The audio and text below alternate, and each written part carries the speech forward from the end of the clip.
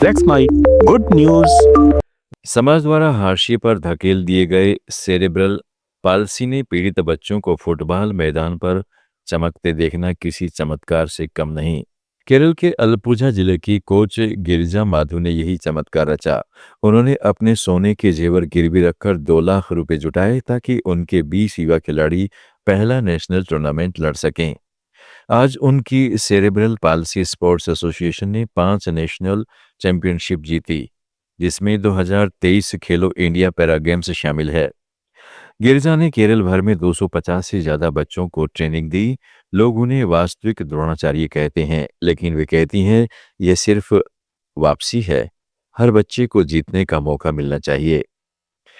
गिरिजा की यात्रा 2021 में शुरू हुई। अलपुझा की रहने वाली गिरिजा 48 वर्षीय पूर्व स्कूल टीचर और स्पोर्ट्स कोच ने स्थानीय स्तर पर सेरेब्रल पाल्सी प्रभावित बच्चों को देखा। ये बच्चे व्हीलचेयर पर या क्रेच पर चलते, लेकिन आंखों में फुटबॉल का जुनून था।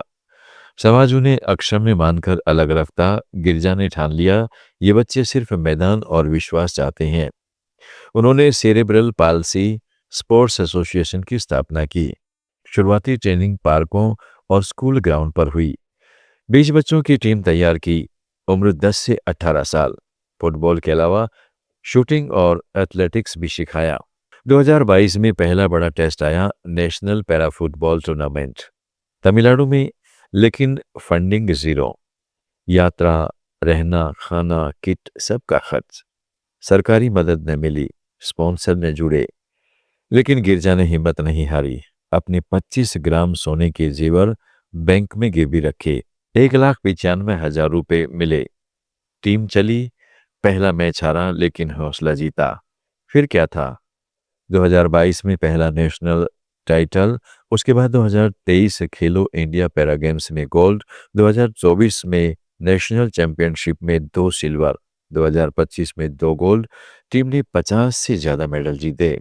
आज CPSAK में 250 बच्चे ट्रेनिंग ले रहे हैं। अलपुझा से कोच्चि त्रिवेंद्रम तक सेंटर्स हैं। गिरिजा की टीम ने पैरा ओलंपिक के लिए 10 खिलाड़ी तैयार किए। एक खिलाड़ी 16 साल का अरुण कहता है, मैम ने कहा CP कोई बीमारी नहीं, ताकत है। गिरिजा खुद फंड जुटाती है, डोनेशन, लोकल बिजनेस से। केरल स्पोर्ट्स मिनिस्टर ने सम्मानित किया। खेलो इंडिया ने ग्रांट दिया, लेकिन गिरिजा कहती है जेवर वापस आ गए, लेकिन बच्चों की मुस्कान अनमोल है। जब पूरा देश LPG सिलेंडर की लाइनें लगाकर महंगी गैस के लिए तरस रहा है, पुणे का एक IIT बॉम्बे के प्रियदर्शन सहस्त्रबुद्धे 7 साल से बिना सिलेंडर के खाना पका रहे हैं। रहस्य उनका स्वयं निर्मित वायु बायोडाइजेस्टर, जो पड़ोसियों के किचन वेस्ट को बायोगैस में बदल देता है। कचरा फेंकते हैं और गैस के लिए पैसे देते हैं। प्रियदर्शन ने यह स्क्रिप्ट पलट दी। उनका यह सिस्टम रोज 800 लीटर गैस पैदा करता है, जो एक परिवार की 70 से 80% कुकिंग जरूरत पूरी करता है। सैकड़ों घरों ने इसे अपनाया, हजारों सिलेंडर बचाए। प्रियदर्शन 40 वर्षीय मैकेनिकल इंजीनियर ने 2015 में घर पर प्रयोग शुरू किया। IIT बॉम्बे से पढ़े इस इनोवेटर ने देखा कि किचन से रोज 2 से 3 किलो ऑर्गेनिक वेस्ट निकलता है। सब्जी के छिलके, चावल रोटी के अवशेष, इसे लैंडफिल में फेंकने के बजाय बैक्टीरिया से मीथेन गैस में बदलने का आइडिया आया। वायु का एक compact domestic biogas plant, meter size का डाइजेस्टर, कचरा डालें, एनारोबिक डाइजेशन से 24 से 48 घंटे में गैस तैयार। गैस को बैलून स्टोरेज से पाइपलाइन के जरिए स्टोव तक बचासली जैविक खाद, जो पौधों के लिए कमाल। लागत मात्र 20 से 25,000 रुपए, 2 साल में रिकवर। शुरुआत घर से हुई। प्रियदर्शन के पड़ोसियों ने कचरा देना शुरू किया। आज 20 से 25 घरों का वेस्ट उनके सिस्टम में जाता है। 2017 से पुणे के 220 से ज्यादा जगहों पर वेरिएंट इंस्टॉल, एक सिस्टम सालाना 4 से 5 LPG सिलेंडर बचाता। पर्यावरणीय फायदा, मीथेन एमिशन 90% कम, कचरा रिसाइकल, LPG कीमत 1,000 रुपये पार होने पर यह गेम चेंजर। प्रियदर्शन कहते हैं कचरा ईंधन है, प्रकृति का सिंपल प्रोसेस अपनाया। कोई पाइपलाइन, कोई सिलेंडर नहीं, video viral, NDTV times of India ने कवर किया है। अब सैकड़ों घरों ने कॉपी किया। पुणे, मुंबई, बेंगलुरु में इंस्टॉलेशन। सरकार की सब्सिडी स्कीम से जोड़ने की मांग। आईआईटीएन्स और स्टार्टअप से प्रेरित। खामियां, कचरा नियमित डालना जरूरी, गंद कंट्रोल के लिए वेंटिलेशन, लेकिन फायदे गजब। Zero bill, clean energy, Priyadarshan का स्टार्टअप वायु सस्टेनेबल सॉल्यूशंस बना रहा। क्या आप ट्राई करेंगे ये सस्टेनेबल स्विच या एलपीजी पर अटके रहेंगे? राजस्थान के नागौर जिले के डीडवाना में सरकारी उच्च माध्यमिक स्कूल के प्रिंसिपल राजेंद्र ढाका ने यही कर दिखाया। बोर्ड परीक्षा से पहले उन्होंने छात्राओं से पूछा, सफलता पर क्या इनाम चाहिए? लड़कियों ने हंसते हुए कहा, जयपुर के ऊपर हेलीकॉप्टर राइड। सबको लगा यह नामुमकिन है, लेकिन राजेंद्र ने मजाक को सपना माना। जब रंजना नायक, खुशी मेघवाल और ज्योति मेघवाल ने आरबीएसई कक्षा 10वीं में टॉप किया, प्रिंसिपल ने अपनी जेब से 1 लाख रुपए खर्च कर यह सपना साकार किया। पहली बार इन तीनों लड़कियों ने गुलाबी शहर को आसमान से देखा। यह कहानी 2025 की है। डीडवाना एक छोटा कस्बा है जहां सरकारी स्कूल के 400 छात्र गरीब परिवारों से हैं। राजेंद्र ढाका 52 वर्षीय प्रिंसिपल पिछले 10 साल से यहां सेवा दे रहे हैं।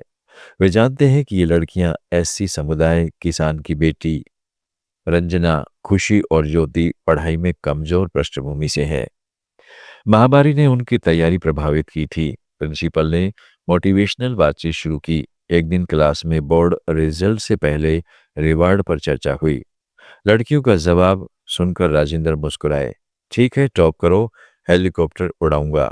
सब हंसे, लेकिन लड़कियों ने ठान लिया। परिणाम आया तो चमत्कार। रंजना ने 95%, खुशी 94%, ज्योति 93% अंक लाए। स्कूल का ओवरऑल रिजल्ट 92% रहा। प्रिंसिपल ने वादा निभाया। जयपुर एयरपोर्ट पर पवन हंस हेलीकॉप्टर लिमिटेड से संपर्क किया। 20 मिनट की राइड बुक की। 15 अप्रैल 2025 को सुबह 8 बजे उड़ान भरी। जयपुर के हवा महल, जंतर मंतर, आमेर किला ऊपर से दिखे। रंजना ने कहा, पहली बार लगा हम उड़ सकते हैं। वीडियो वायरल हुआ, लाखों व्यूज आए। राजेंद्र की यह पहल डिडवाना स्कूल की साख बढ़ा रही है। वे कहते हैं, बच्चों के सपने छोटे नहीं होते, मैंने सिर्फ विश्वास दिखाया। स्थानीय एमएलए ने सम्मानित किया, शिक्षा विभाग ने सराहना की, लेकिन चुनौतियां भी हैं। स्कूल में लाइब्रेरी, लैब की कमी। राजेंद्र ने क्राउड फंडिंग से 5 लाख जुटाए।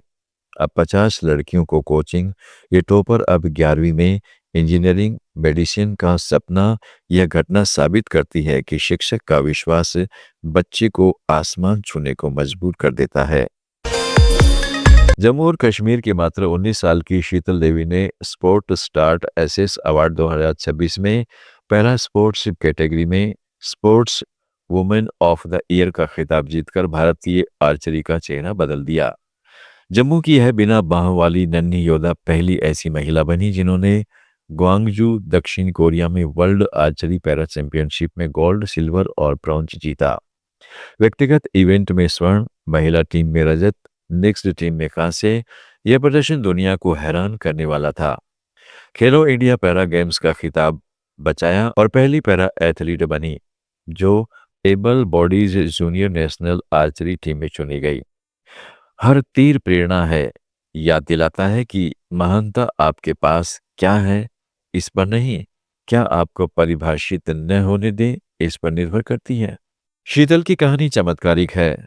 फिजियोमेलिस्प्लासिया कंजेनिटल सिस्टम से पैदा हुई। उनके ऊपरी अंग विकसित नहीं हुए। जम्मू के राजौरी जिले के एक गरीब परिवार में पली और वहीं बढ़ी। 6 साल की उम्र में पैरालिसिस से जूझ रही थी। 2018 में तोहफा हॉस्पिटल में इलाज के दौरान आर्चरी देखा।